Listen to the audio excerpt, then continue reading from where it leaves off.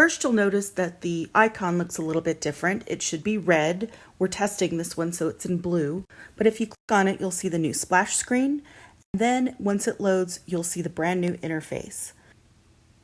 Let's take a quick tour. First, you'll notice in the upper left-hand corner a new menu where you can click through for support via email or can call us. Clicking the X in the upper right-hand corner closes that menu. Down below, you'll see all of our social media icons, and you can visit us on any of those channels. Below that, you'll see our bottom navigation screen. You can fill out a ticket here. We'll get right back to you if you have any trouble. And you can also click to look at your profile.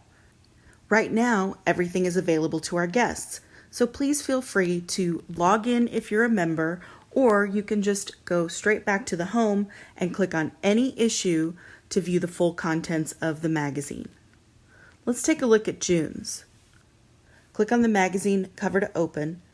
You can use the left and right icons, arrow icons, to go through the actual magazine.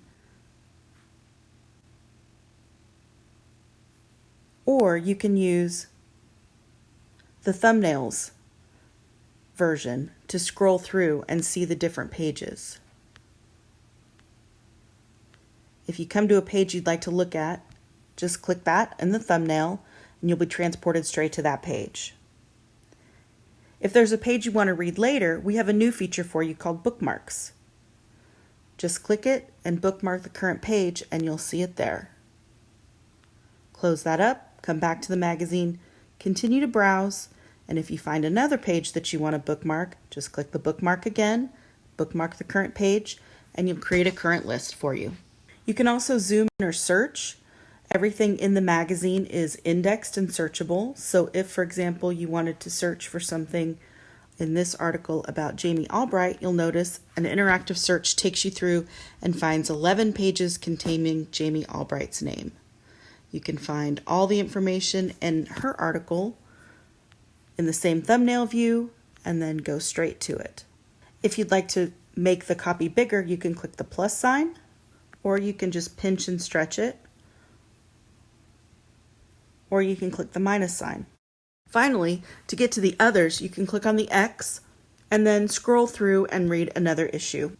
If you've got a lot of blank space around the issue and you're reading it on an iPad, in the very lower right-hand corner, you can change it between iPhone and iPad, and that's it.